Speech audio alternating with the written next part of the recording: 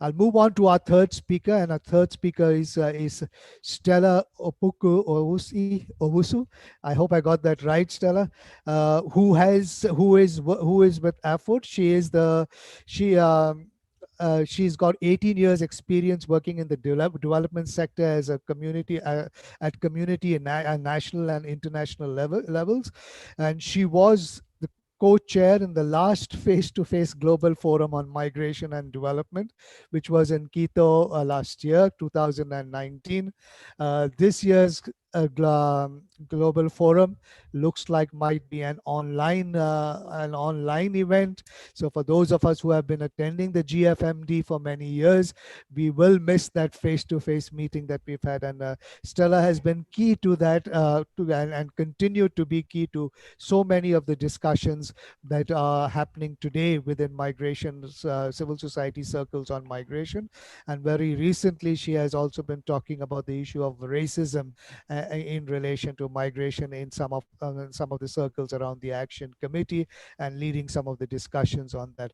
But Stella, for you to as you come in, I was wondering if you can talk about the you are aware that this whole global compact was triggered in some ways in 2015, when there were these large flows from Africa to the Mediterranean into Europe, kind of thing, and there were no policies to that Europe had really to understand this phenomena, and so it triggered this whole debate at the international level, which we now celebrate as the first comprehensive framework on migration.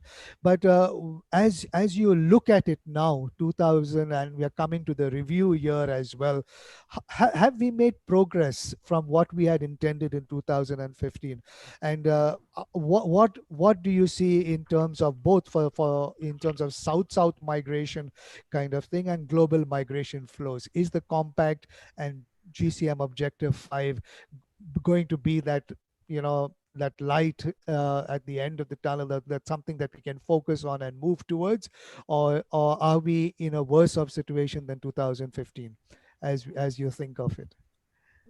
Yes, Stella. Great, William. Yes, thank you very much, and good afternoon to everyone. And thanks for the questions as well. And I think the earlier comments as well that were made by Gervais and Oscar as well was very important. I think just to kind of circle back to your question, William, starting with Oscar's point around the fact that, in terms of migrants contributing to countries of destination, and in his case, in terms of the US, that is quite a significant contribution. I think even on that, in the UK itself, the UK itself, especially within this time of COVID-19, provides a timely illustration of this point. Having developed a policy to limit immigration numbers, especially to low-skilled workers, in response to the anti-immigration concerns that led us to Brexit. Now, in the fight against COVID-19, there is a new appreciation of the sacrifices and the role of migrants as key workers, keeping society moving. And also quite a lot of research as well has also shown the disproportionate infection rates and deaths of members of Black and migrant communities, who are often at the front line, or who are often the frontline staff and key workers as well, as we call them. And then I think also to Gervais's comment about the fact that Objective 5 provides us with an opportunity to stop trying to catch up with policy. I think it's such a poignant point to make, because in terms of just looking at some of the points that I wanted to raise in response to your question, William, around the impact on South-South migration, global, like migration trends in relation to the African continent. I think it's so important that we revisit the growing demographics and population and the population increase in Africa, and what this means for labor mobility. So at the moment, Africa's current population is 1.2 billion, with over 20 million new entrants to the job market every year. And by 2100, when the overall population would have grown fourfold, Africa will basically need to be finding jobs for over 100 million people who will be coming into the job market every year. And that's the challenge that we face. And so I think it's really true to say that we do need to stop trying to catch up with policy and actually start to look at how we address this area of population growth, a growing sort of labor force as well. So in a sense, the continent also has a comparative advantage when it comes to labor mobility. And we do need to have frank and open conversations about this. Africa will increasingly provide the workforce of the world and just under 40% of its market. It's also likely to remain a net exporter of labor, in which case migration issues within the continent and to Europe and other parts of the world will continue to dominate the agenda. 2020, COVID-19, our environment, Black Lives Matter, how much these events have highlighted for us the unequal structures that we actually live in and continue to teach us about the need to have open and frank conversations. And this framework, I think, also provides us with opportunities to have new and different conversations and narratives around labor mobility in and from the continent, including discussions on regular pathways. What we're seeing on the continent in terms of options and pathways for regular migration, and as Objective 5 says, among other things, in a manner that facilitates labor mobility and decent work, reflecting demographic and labor market realities. What are we seeing around this? So at a continental sort of level, we've seen the AU, the African Union Free Movement of Persons Protocol, which was adopted in 2018, with the aim to strengthen labor migration across the continent. Within this framework, you've also got the regional economic communities, which are key players and are working with ILO, IOM, UN Economic Commission for Africa, and others within a framework of the Labor Migration Advisory Committee. And then further to this as well, the African Union also just recently established the Africa Continental Free Trade Agreement with the launch of a secretariat in Ghana in August 2020, which is a significant milestone for the continent, given 54 countries have signed up to it with at least 30 ratifications. And this is by far the largest free trade area, in terms of the number of participating countries. Now, the establishment of the CFTA should really strengthen the regional economic communities through its focus on not just removing the tax barriers and strengthening and having a common market, but also in the movement of people within the region itself, as it pertains to acquiring new skills, to meeting the labor market, an increase in economic opportunities for the continent's labor force. While we're seeing a lot of these in terms of policy movement at a continental sort of level, and also at the regional economic community level, how this translates to member states in relation to labor mobility and strengthening existing regular pathways within the region and globally are yet to be seen. Then there are also challenges that are much more around the practicalities and implementation at country level, as well as the impact of EU and other external immigration policies on countries within the REX. I think recently IOM published a report called Migration in Western North Africa and Across the Mediterranean. And it clearly outlines some of these ongoing challenges. So irregular migrant status and informal employment are very typical in countries along the central Mediterranean route, i.e. from North Africa. Now, migrants on the continent attempting to use irregular routes are now facing arrest, deportation, detention before crossing and after crossing. States have also adopted laws to penalize migrants in irregular situations, although not all of them have implemented these laws in the same way. However, as of 2018 and since the GCM implementation, we've seen an increased momentum in forced returns of migrants from Algeria to Niger, following Algeria's increased enforcement. And while some of the migrants are from the Niger, there are also other migrants who are from other parts of the continent, and so they find themselves temporarily in Niger on their way to their countries of origin. And in the meantime, we've also seen that the numbers of migrants to Niger en route to Europe have also decreased as a result of Niger's enforcement around basically punishing those involved in irregular migration.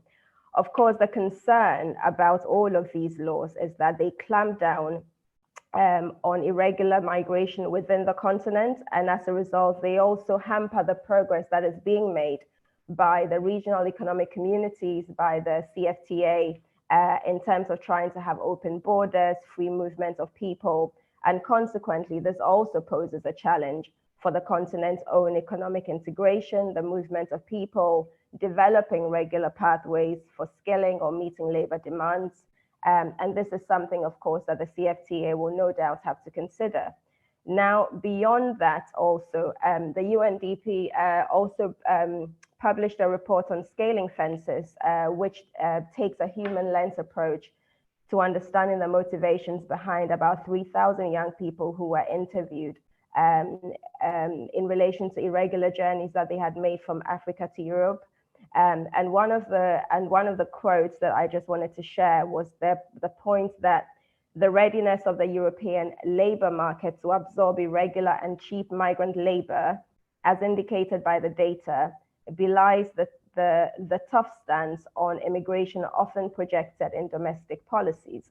So the life-threatening journeys that many take to find work is thus actually a high-risk means of plugging a labor gap for countries with hostile immigration policies and attitudes. Now, the other point that I just wanted to also make, just to raise, because this is something that has also come up quite a lot within the COVID-19 sort of scenario that we're all in at the moment. During this pandemic, we've also seen continuous and increased recruitment of skilled health workers from low and middle income countries to more developed countries amidst a global shortage of health personnel. And of course, for these professionals who can access the pathways, it's a great opportunity for them and for their families. Nevertheless, this leaves countries with weak health systems extremely vulnerable. So as the global pandemic has highlighted even more, future development of regular pathways must be ethical and part of strengthening health systems, especially in the countries of origin or recruitment countries. And within this framework, migrant health workers can also be supported through a structured program to share their skills, knowledge, and other resources with home countries. And of course, this can also apply to other areas as well of work, but I thought to use the focus on health because that is the context that we've also found ourselves in. And that is also an area of work where you will often find the regular pathways. The final point that I wanted to share is that we're already seeing development of new bilateral pathways between Africa and Europe, such as a pilot program between Morocco and Belgium, with a program that is focusing on upskilling over 100 IT professionals for both the Belgian and Moroccan IT sectors. And it's a pilot which I believe is now being extended to Egypt and Tunisia and will also involve Germany. There's also a partnership, I believe, between Nigeria and Lithuania. Now, I think there needs to be a lot more around this, a lot more focus on extending mutually beneficial regular pathways to upskilling those with low skills, providing apprenticeship opportunities and other similar programs as a pathway to decent jobs or self-employment through entrepreneurship schemes for a growing demographic of young people on the continent. But it is definitely a very important objective in terms of the GCM, as are all the objectives. But I think this one does definitely give us an opportunity to really think about how we are also approaching discussions around migration, and actually looking at a kind of reset, I suppose, as you mentioned, William. Thank you. Thanks, Stella, for that. And I think you have raised quite a lot of questions actually, and and let me pick this up for what I heard. I like the focus that you kind of said labor, that this whole mobility of labor, and you even said that Africa will be the workforce of the world, and this is the kind of movement that we are going to see. Uh, but we also do know that you have talked about the change, the structures of inequality. This is something that both Javed and Oscar have touched upon as well. And we know that with mobility of labor within structures of inequality only means that labor gets into very precarious situations. Quite a bit of the labor gets into very precarious situations. The other situation is that as we look at COVID and things like that, I'm wondering if this analysis of, yes, the future of the world of work is still mobile. I wonder how much of now the skills discussion, which you have touched upon, is going to become even more bigger in that sense as the world adapts now to information technology and AI and things like that. So do you see that kind of that projection of labor mobility in some ways declining for people with lesser skills, or let us say people that would generally fall under low skill, low wage sectors kind of thing, those who are driven to move out of necessity? Is this something that you see kind of nuanced, a stronger nuance because of COVID kind of thing? I've liked what you said, and this is fantastic. If I would like to hear people like Piasri, Javed, to reflect on this. The changes in Africa are they are like they are out there and we're not paying attention, and it seems as if Africa is leading the way on some of this. The whole question of the Africa AU free movement protocol kind of thing, I know there are challenges to it, but the fact that it was put together, there is a vision for free movement within the region kind of thing.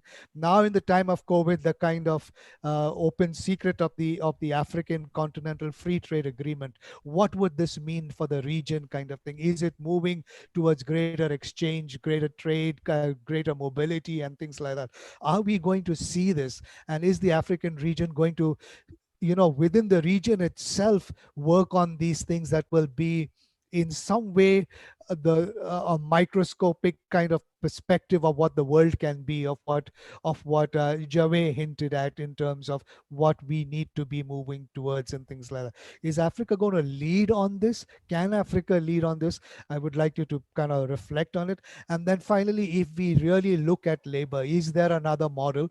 I see some trade union people here. I see attorney from the Alan from the TUCP, I think, or is it attorney Alan? If I can, if we are going to see more movement of labor, will it be in this kind of category which is becoming so predominant of employer tied or visa tied kind of contractual labor mobility? Is this something that will be the paradigm for the new movement? If you could reflect on that. But as you think about that, and I come back to again the panel in the second round,